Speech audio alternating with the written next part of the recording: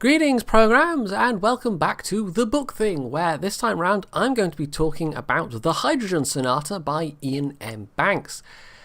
Now, this is an interesting one. This is one of his culture novels, and not all of his sci-fi novels were culture novels. Now, the culture, maybe I should explain a little bit, is this future civilization that's semi-utopian, and it's basically his imagining of what a true post-scarcity society would look like. But this is a society that exists in a universe full of other societies, and so a lot of what happens in the culture novels comes from the culture interacting with other different species, and generally speaking, sticking their oars in, because that's what the culture likes to do. They've got this kind of paternalistic streak where they imagine that they always know best, and sometimes there's a lot of kind of different consequences come out of that. And this is a book that really is about the culture, and it's about that propensity of the culture to stick their noses in. And it's interesting in a way because there's a bit of action that happens in the Hydrogen Sonata, but in a way it's one of his more muted culture novels. In fact, one of his more muted sci-fi novels generally, because a lot of what happens is an exploration of kind of like the culture's attitudes towards things, even though really what the book is about is the focus is another species entirely. It's these guys called the Gzilt, who are they were almost part of the culture themselves, but kind of opted out at the last minute, because the origins of culture, which the book does talk about a little bit, are basically a bunch of species got together, and in the time frame of the book it was about 10,000 years ago, and they decided that they were going to work together and cooperate, that's the word, cooperate, and pool their resources and try and create this perfect society.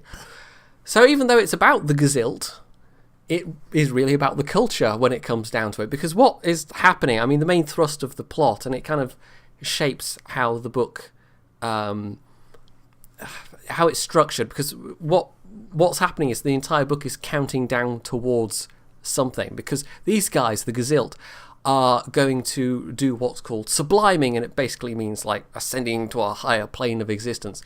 Think Stargate. I think that's a thing that was a thing in Stargate, but basically in the universe of the culture, this is a thing that civilizations can do if they get to a certain point of development or age or whatever. They just decide to retire almost to this higher plane of existence, and that's exactly what these fellow travelers of the culture are doing, the Gzilt. But some stuff happens, and I won't really talk too much in detail about the plot, but it kind of involves there's a bit of religion involved, and there's a bit of the history of the culture and the Gzilt involved. But what it basically comes down to is the culture sort of learning something and just deciding to stick their oars in, even though ultimately, and it's maybe a spoiler to say this, but maybe not, ultimately it makes no difference. And it makes no difference because of the way they choose to do things. So it was a curiously muted ending to this one, and the entire book is just curiously muted, even though it does still have that Iain M. Banks. He goes off in those explanations of various aspects sometimes, and he describes things sometimes. And I think one of the reasons why he loved writing science fiction was just the ability to imagine big things, just to imagine big. And this book certainly has that. There are some very interesting settings at various points, but compared to some of the other culture novels he's written, it's I don't know, for the length of it, curiously little seems to happen, even though in theory there should be this ratcheting tension, because the chapters are counting down towards zero. It's basically counting down towards the sublimation of the Gzilt. There's this kind of like hard timeline in which everybody has to operate and decide what it is they're going to do exactly. But even though in theory this ratcheting tension, there isn't really. And the whole thing is just, I don't know. I think he was very self-conscious of it, though, because there's this motif of the central character, who is themselves not a particularly memorable character compared to some of the other characters that we've had in Banks novels. But she's got this kind of like life goal, because everybody in the Gazilt, I mean, they're aware the sublimation's coming. They've chosen to do this, and various of them have decided to try and accomplish, a thing before it happens. And the main character's thing is to try and play a notoriously difficult musical piece called the Hydrogen Sonata, and that's where the novel title comes from. But it involves this hideously complicated instrument that basically requires 4 arms to play properly. So she's actually had herself modified so she has an extra set of arms so she can play this hideously complicated instrument, which she doesn't even really enjoy. And the piece of music is like, it goes into detail about it, like it's considered to be actually quite difficult and not particularly pleasant to listen to, and the reason why people play it and listen to it is because it's it's challenging, it's difficult.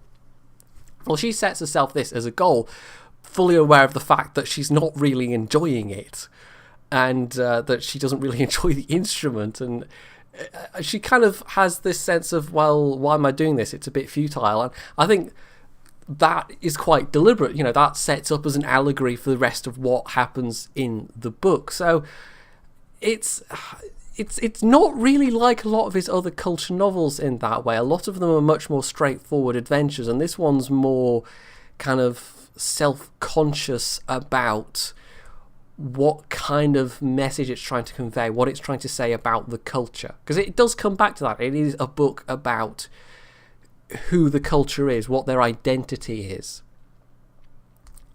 So if I was going to recommend a culture novel for somebody to start with, it would not be this one. This is definitely one for somebody, if you've never read an Iain M. Banks culture novel before, you would have to read probably most of them before you got to reading this one, because as a book in of itself, as an adventure, it's not the most interesting one. But as a book about the culture, it is quite interesting. But you need to have that build-up of having read all the other novels about the culture, and knowing about the culture, and maybe sort of trying to understand the nuance that Banks was trying to bring out. But for a lot of people, that's just going to go over their heads.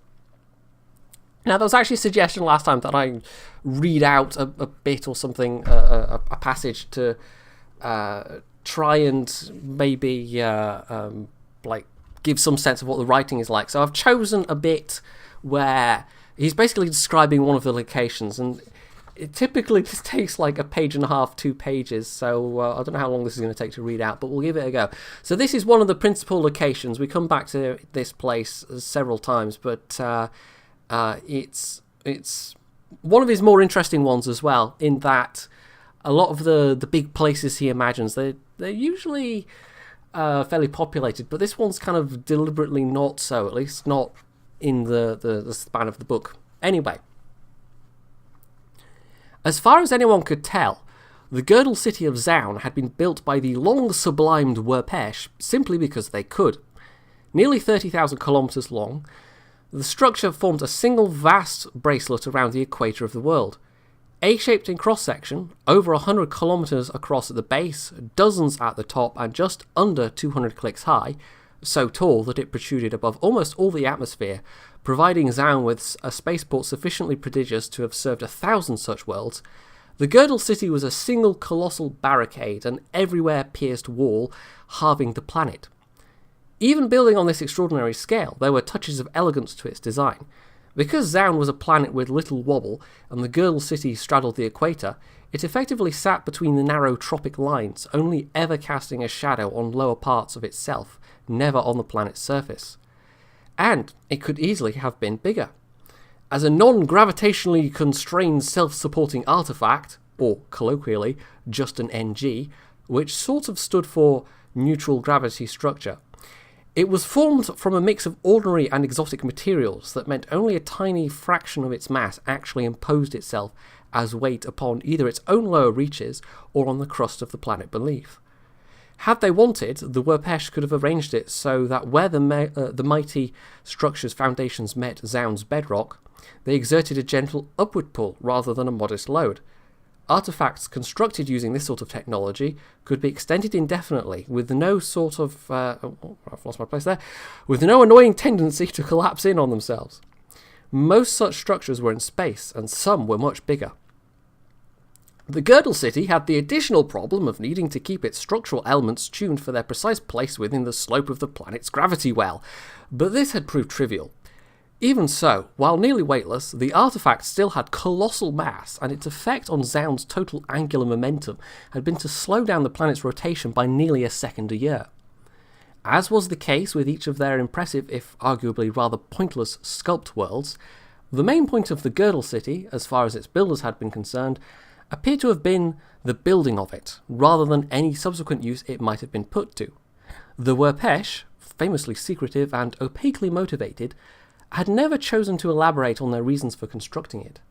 Some of them had lived in portions of it, and it did function as a kind of grossly over-engineered spaceport, but the main use of it might have had, attracting alien tourists, wasn't one the Werpesh had ever chosen to promote. Most of the time, before the Werpesh finally did the decent thing and sublimed, the sparsely populated, barely used Girdle City had just sort of sat there.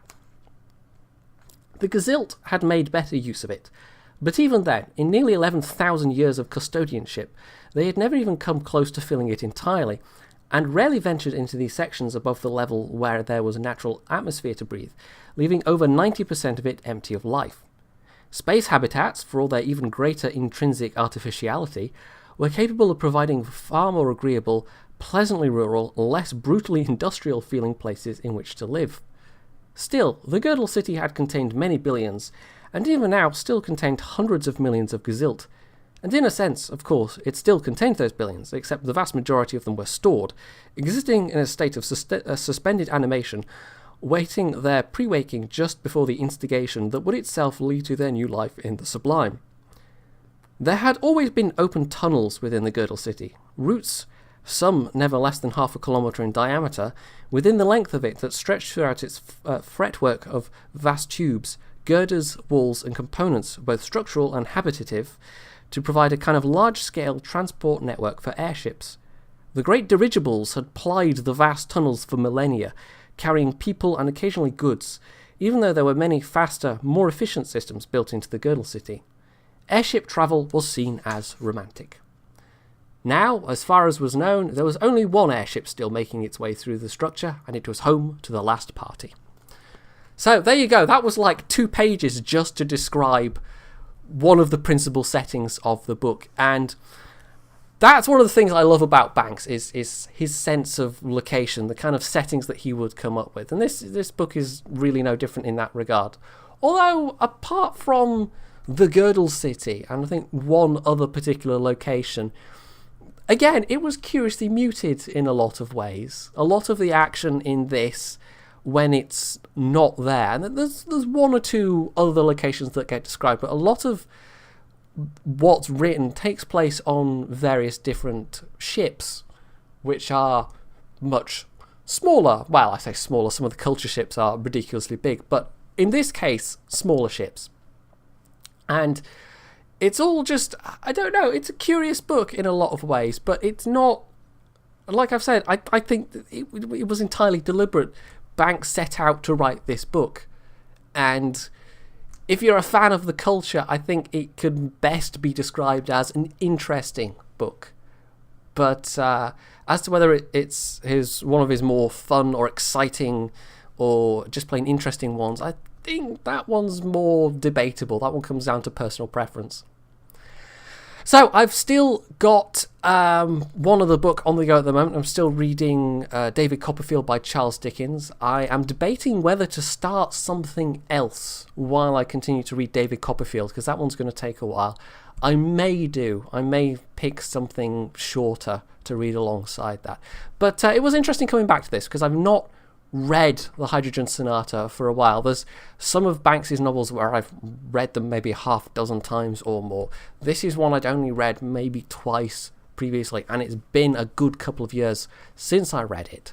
So it was interesting coming back to it and rediscovering it in a way. Anyway, I hope you found this look at the Hydrogen Sonata to be interesting, and if you have, you can leave any comments about it below. You can hit that like button, you can check out my other book videos, of which there are only a couple at the moment, and as always, stay tuned for more.